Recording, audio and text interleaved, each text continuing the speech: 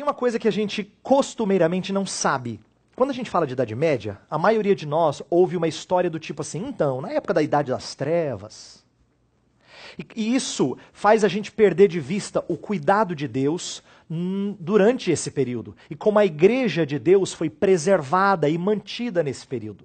Por que eu estou dizendo isso? Porque tinham pessoas que realmente estavam muito distantes da verdade de Deus, e é por isso que a reforma acontece, mas tinham pessoas que estavam mais próximas daquilo que os próprios reformadores defendiam. Inclusive, eles usavam essas pessoas para mostrar continuidade.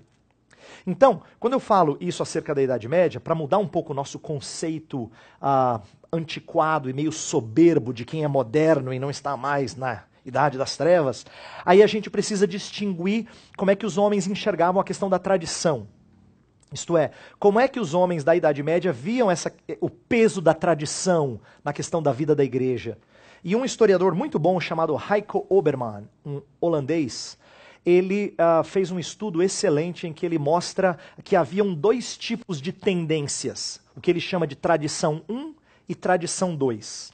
A tradição 1, que é um termo que ele cunha, ele diz assim, eram aqueles que valorizavam a interpretação das escrituras feita pela comunidade da fé. Então, quando você vai ler as escrituras, você precisa ter o auxílio de gente da igreja. Então, você olha o que o fulano disse, o Beltrano disse, e vai olhando para personagens da história. Você tem que valorizar porque eles são parceiros de diálogo, vamos dizer assim, na sua busca por entendimento da Bíblia Sagrada.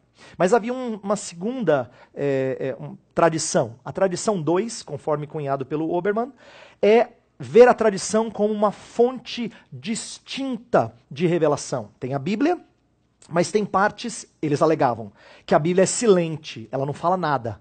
Então você precisa de alguma outra coisa para poder completar. Então quando a Bíblia não diz, como é que você sabe? A tradição está aqui para reparar, para completar. Era assim que era defendida a importância e a necessidade da tradição. Por que essa distinção é valiosíssima? Porque, diferente do que alguns pensam, a reforma não era contrária a todo tipo de tradição. Não vamos romper com tradição pelo prazer de romper com tradição. Na verdade, os reformadores só se opunham à tradição 2.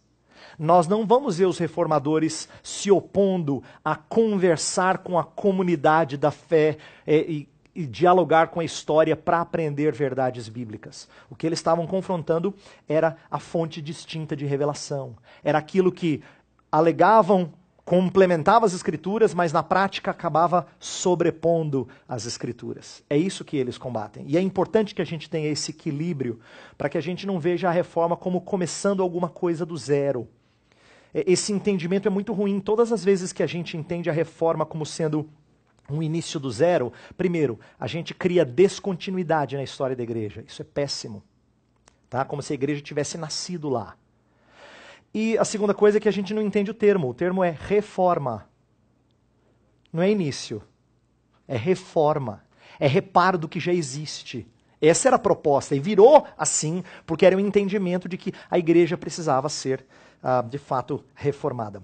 A Vulgata Latina, que foi a tradução de Jerônimo da escritura para o latim, que era a língua do Império Romano lá atrás, na patrística, isso já deve ter sido coberto aí no primeiro módulo do curso de História da Igreja.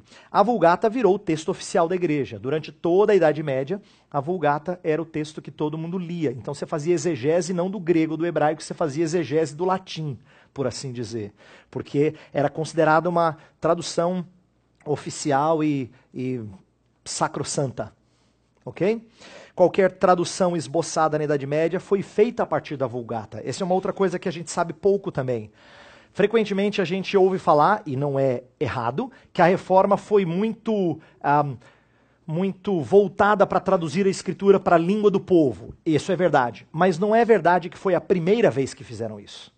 No decorrer da Idade Média, havia quem havia tentado traduzir textos para a língua do povo. No entanto, o que a reforma vai fazer, que é inovador, é não mais traduzir a partir da Vulgata de Jerônimo.